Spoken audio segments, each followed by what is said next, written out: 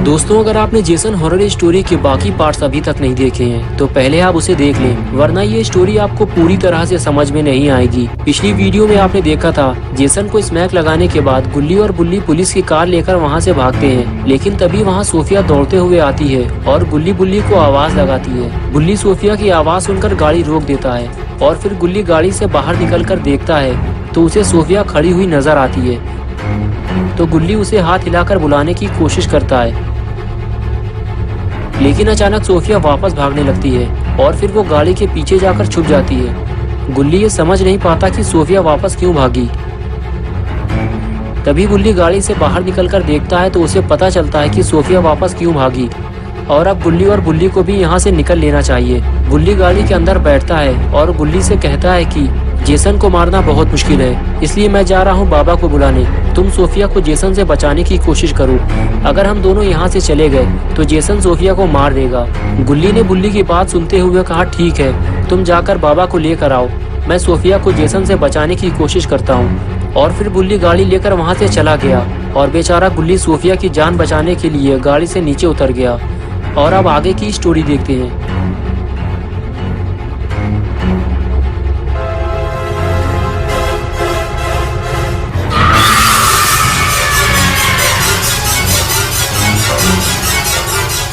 Jason जैसे ही गुल्ली की तरफ पलटा, गुल्ली छुपने की कोशिश करने लगा, लेकिन जेसन ने उसे देख लिया है और वो तलवार लेकर सीधे गुल्ली की तरफ आगे बढ़ता है। गुल्ली जेसन को अपनी तरफ आता देखकर फौरन वहां से भागता है और पहाड़ियों के ऊपर चढ़ने की कोशिश करता है। गुल्ली जेसन को सोफिया से दूर ले जाना चाहता है, इसलिए वो ऊपर की तरफ भागता है। उसे लगता है कि जेसन भी उसके पीछे पीछे आएगा, लेकिन जेसन ऐसा नहीं करता। वो गुल्ली को छोड़कर सोफिया की तरफ मुड़ता है। सोफिया जब देखती है कि जेसन ने उसको देख लिया है तो वो अंदर की तरफ भागती है, लेकिन जेसन भी उसके पीछे जाने लगता है।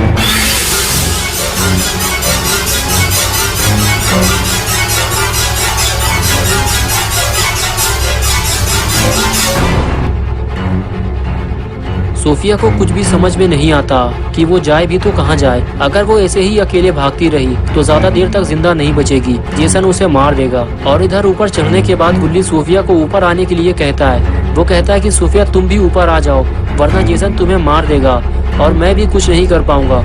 सोफिया गुल्ली की पूरी बात तो नहीं सुन पाती, लेकिन वो गुल्ली का इशारा समझ चुकी है कि वो उसे ऊपर बुला रहा है। लेकिन सोफिया डरी हुई भी है, उसे लग रहा है कि जेसन उसे पकड़ न ले। लेकिन जब उसे लगा कि जेसन वहाँ नहीं है तो वो सीधे गुल्ली की तरफ भागी।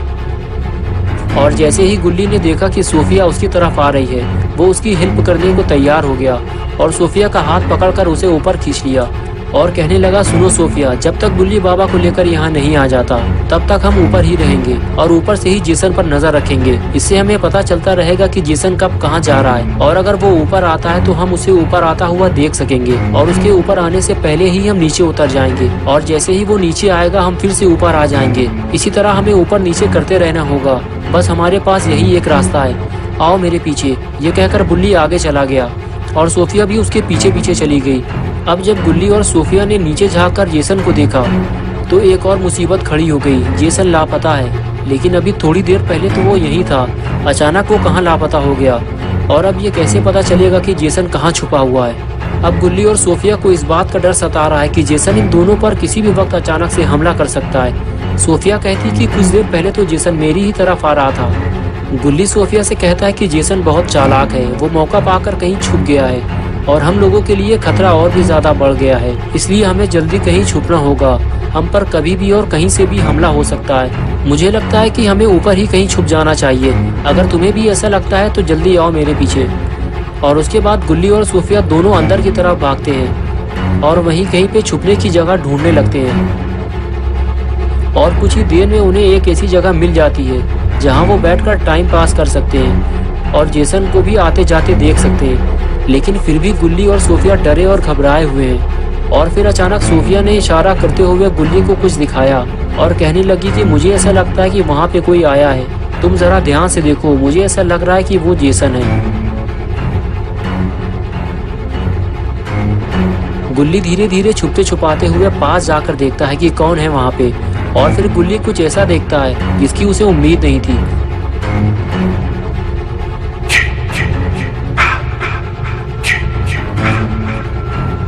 और फिर वो सोफिया के पास जाकर उसे बोलता है कि तुमने ठीक कहा था सोफिया, वो जेसन ही है। वो छुपकर हमें देख रहा था। इससे पहले कि वो हमारे पास आए हमें जल्दी नीचे उतरना चाहिए। ये कहकर गुल्ली और सोफिया दोनों वहाँ से फरार हो जाते हैं, लेकिन दोनों को नीचे जाते हुए जेसन ने देख लिया है।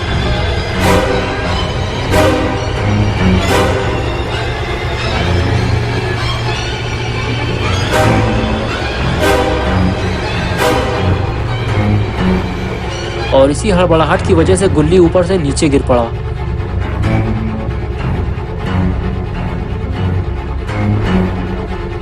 लेकिन अच्छी बात तो ये है कि गुल्ली को ज्यादा चोट नहीं आई और सोफिया ने जब गुल्ली को उठाया तो वो उठकर खड़ा हो गया और फिर दोनों जेसन से अपनी जान बचाकर वहां से भाग खड़े हुए।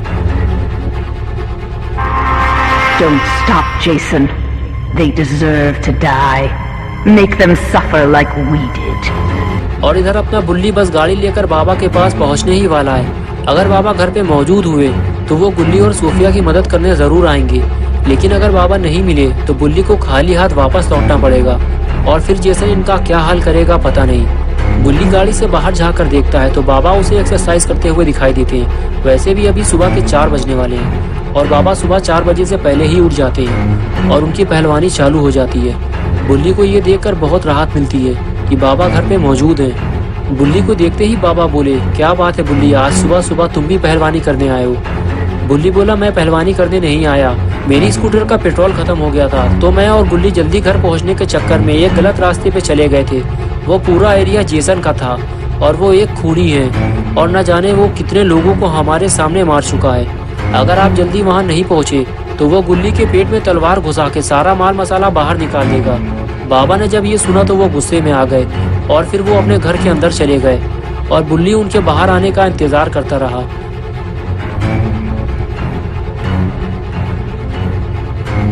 और फिर वो बाबा के बाहर आते ही मुस्कुराने लगा क्योंकि बाबा अपना जादुई हैमर साथ ले आए थे और अब ये हैमर इस्तेमाल होगा जेसन के ऊपर। और फिर बाबा बुल्ली के साथ गाड़ी की तरफ चल दिए। आगे बढ़ते हुए बाबा गाड़ी के ऊपर चढ़ गए और बुल्ली गाड़ी में बैठ गया और फिर बुल्ली बाबा को लेकर गुल्ली और सोफिया को बचाने चल दिया। लेकिन बुल्ली को अपनी स्पीड बढ़ानी होगी क्योंकि जेसन गुल्ली और सोफिया के पीछे पड़ गया है। कहीं ऐसा ना हो जब तक बुल्ली बाबा को लेकर वहां पहुंचे गुल्ली और सोफिया में से कोई मर चुका हो। और कुछ ही देर में बुल्ली अपने जंगली बाबा को लेकर वहां पहुंच गया, लेकिन बाबा को यहाँ कोई दिखाई नहीं दे रहा। बुल्ली आगे बढ़कर देखता है कि गुल्ली और सोफिया कहाँ हैं और यहाँ इतना सन्नाटा क्यों है और जेसन भी कहीं दिखाई नहीं दे रहा। वो रहा जेसन, वो है खूनी जेसन, ऐसा बुल्ली बाबा को हाथ दिखाते हुए बोला और कहने लगा जरूर उस घर में गुल्ली और सोफिया मौजूद हैं। तभी जेसन उस घर का दरवाजा तोड़ने की कोशिश कर रहा है।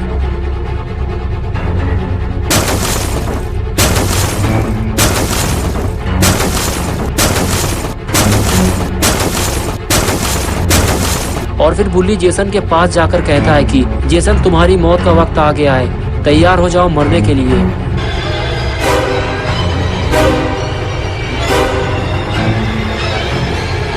और जैसे ही जेसन बुल्ली की तरफ आता है बुल्ली वहां से भागता है और उसे बाबा के पास ले जाता है और बाबा जेसन के पास आने का इंतजार करते हैं। और फिर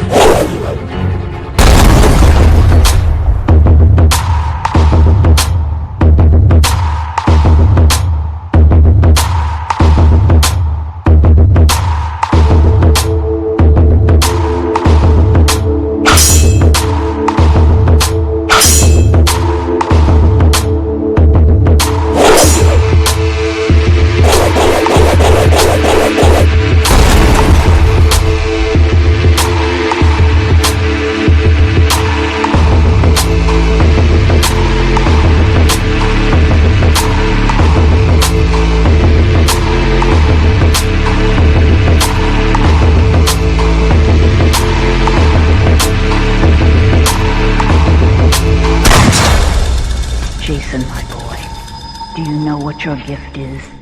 No matter what they do to you, you cannot die. You can never die. अरे ये क्या, इतना मार खाने के बाद भी जेसन उठ गया। अब ये पीछे से बाबा पे हमला करेगा। लेकिन तभी गुल्ली ने चिल्लाते हुए बाबा को बताया जेसन पीछे से हमला करने वाला है। और बस फिर क्या था, बज गई जेसन की घंटी।